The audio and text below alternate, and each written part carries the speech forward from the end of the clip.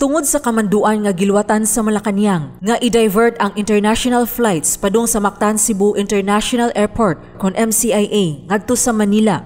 Makigtagbo si Gobernador Juan Garcia kang Presidente Rodrigo Duterte didto sa Malacañang karong Lunes, Mayo 31.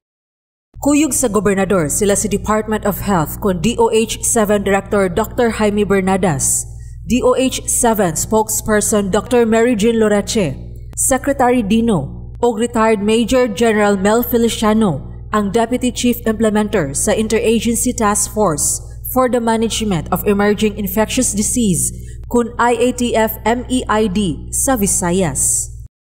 Atol sa interview sa DYSS GMA sa tulumanon nga saksi sa Biyernes sa buntag, Mayo 28, gibutyag ni Gobernador Garcia kang Bobby Nalzaro nga pinaagi sa paningkamot ni Presidential Assistant for the Visayas, Michael Dino, na schedule ang panagtagbo ni Garcia ug ni Presidente Duterte. Matod sa gobernador, gusto niyang personal nga ipadangat ngadto sa presidente ang iyang mga rason sa iyang pulisiya kalabot sa overseas Filipinos nga manguli nganhi sa Sugbo. We will be presenting also an evolving success story of Cebu. With our protocols, we have been able to balance both safety and health as well as the economy. We will be presenting the actual active cases in the province of Cebu as well as the Tri-Cities. Masaligon si Garcia nga tungod kay pinangga man sa presidente ang overseas Filipino workers kon OFWs, makasabot ra unya kini nganong iyang gibarugan ang iyang mga pulisiya nga gipatuman dinhi sa Sugbo. Matod niya, dili kini pagsupak sa mga pulisiya sa Interagency Task Force kon IATF kay gituman man gihapon kining mga sumbanan nga girekomendar sa IATF apan gipunan lang. Naningkamot gyud si Secretary Michael Dino kay I don't think the President is really fully aware of what's going on.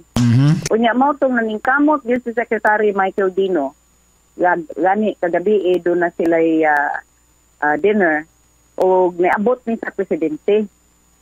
And mao na nga doon na tayo scheduled nga pakikita gyud sa president karong Monday. Okay. Oo. Di asa man dito sa Malacañang giimbitar ka.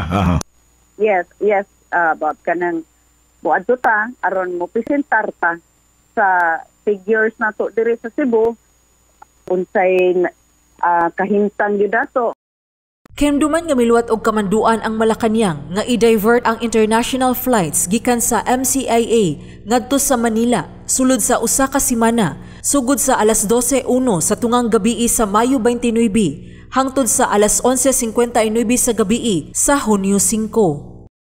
Matod sa gobernador, gipaybaw na siya ni DILG-7 Regional Director Leocadio Trovela kalabot ni ini.